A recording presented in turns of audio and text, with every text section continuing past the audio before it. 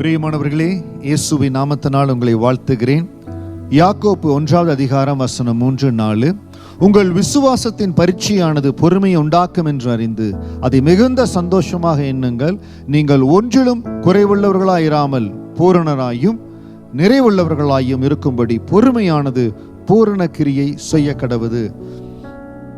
யாக்கோப்பு தன்னுடைய விசுவாச பிரயாணத்தில் அனுபவத்தில் சொல்லுகிறார், உங்கள் விசுவாசத்தின் பரீட்சையானது பொறுமையை உண்டாக்கும் என்று அறிந்து. விசுவாசத்துல பரீட்சை இருக்கிறது, விசுவாசத்துல சோதனை இருக்கிறது. அதுல எந்த அளவுக்கு பொறுமையில சகித்து கொள்ளுகிறோமோ, பொறுமையா அதை அனுபவிக்கிறோமோ, பூரண கிரியை, நீங்கள் ஒன்றிலும் குறைவுள்ளவர்களாயிராமல் பூரணனாயும் நிறைவுள்ளவர்களாய் இருக்கும்படி பொறுமையானது பூரண கிரியை செய்ய கடவுது. விசுவாசத்தின் பாதையில சோதனையில கடந்து போகிற பொழுது நிறைய நேரத்தில் பொறுமையாய் சகிப்பது ரொம்ப கஷ்டம். ஆனால் அதை எனக்கு பரிசுத்த ஆவியானவர் கற்றுக் கொடுத்தார்.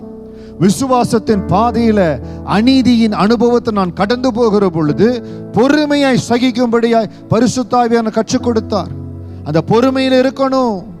ஏன் இந்த பொறுமை, எதற்கு அந்த பொறுமைன்னு கேட்கிற பொழுது, சிலுவையில் ஆண்டவர் அந்த பாடுகள்ல கடந்து போகிற பொழுது பொறுமையாய் இருந்தார். அவர் முள்முடி ஏற்றுக்கொண்டாரே, ஆணிகளால் கடாவப்பட்டாரே, முகத்துல உமிழ்ந்து துப்பப்பட்டாரே, பொறுமையா ஏற்றுக்கொண்டாரே. ஏன் நீ பொறுமையை ஏற்கக்கூடாது? ஏன் நீ சகிக்க கூடாது? அருமையான சகோதரி சகோதரியே, நீங்க எடுக்கிற பொறுமை, தேவ சமூகத்துல காத்திருக்கிற பொறுமை ஆண்டரை ப்ளீஸ் பண்ணும். அந்த பொறுமை தான் உங்கள் ஒன்றிலும் குறைவுள்ளவர்களாயிராமல் பூரணனாயும் நிறைவுள்ளவராய் இருக்கும்படி பொறுமையானது பூரண கிரியை செய்யும். கர்த்தர் உங்களை எந்த இடத்துல பொறுமையா இருக்க சொல்லுகிறாரோ, எவ்வளவு காலம் பொறுத்திருக்க சொல்லுகிறாரோ, நீங்க மட்டும் அந்த காலத்துல தேவனுக்காய் பொறுமையோடு காத்திருந்துட்டீங்கன்னா ஒன்றிலும் குறைவுபட மாட்டீங்க. கர்த்தர் உங்களை மகிமையின் மேல் மகிமை அடைய செய்வார். காரணம், அந்த விசுவாசத்தின் அந்த பரீட்சை நம்ம கடந்து வரணுங்க. பெரிய காரியங்களை செய்யணும். கர்த்தர் என் வாழ்க்கையில மகிமைப்படணும். ஏசப்பா என் வாழ்க்கையில எழுந்தருளணும். பொறுமை ரொம்ப அவசியம். அதை கற்றுக்கொள்வது ரொம்ப கஷ்டம்தான். ஆனால் ஆவியானவர் உங்களுக்கு உதவி செய்வார். அந்த கஷ்டத்துல, அந்த நிந்தனையில, அந்த அவமானத்துல நான் கடந்து போன பொழுது, அப்பா சமூகத்துல கதறி அழுது கேட்ட பொழுது ஆவியானவர் கற்றுக் கொடுத்த பாடம், ஏசப்பாவை போல சிலுவையை சுமக்கிற அனுபவம் இந்த பொறுமையின் அனுபவத்துல தான் வரும். அந்த அனுபவத்தில் நீ கடந்து போகிற பொழுதுதான் அந்த பூரண கிரியை, பூரணமாய் காரியங்கள் நடைபெறும். அப்பொழுது அந்த பரிபூரண ஆசீர்வாதம், நன்மையான ஈவு, பூரணமான பலன் பரத்தின் பிதாவின் ஜோதிகளிடத்திலிருந்து உங்களுக்காய் கடந்து வரும்.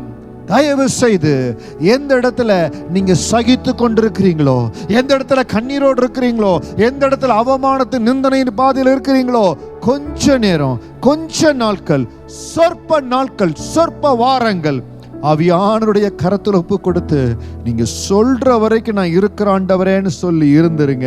அதற்கு பிறகு உங்களை கரத்தில் எடுப்பாரு பாருங்க. மகிமையான, அற்புதமான, ஆசீர்வாதமான, நீங்க சொல்லுவீங்க, ஆண்டவர் மேல நான் நம்பிக்கையா இருக்கிறேன். ஒரு பாளையமே இறங்கினாலோ, எனக்கு எதிராக யுத்தமே எழும்பினாலோ, இதிலே நான் நம்பிக்கையா இருப்பேன்னு சொல்லுவீங்க. அந்த நம்பிக்கை எங்கிருந்து வருதுன்னா இந்த பொறுமையிலிருந்து தான் வருதுங்க. தயவு செய்து எந்த காரியமா இருந்தாலும் கர்த்தருக்காய் பொறுமையோடு காத்திருங்க. ஆவியானவர் சொல்லுகிற நாட்கள் வரை காத்திருங்க.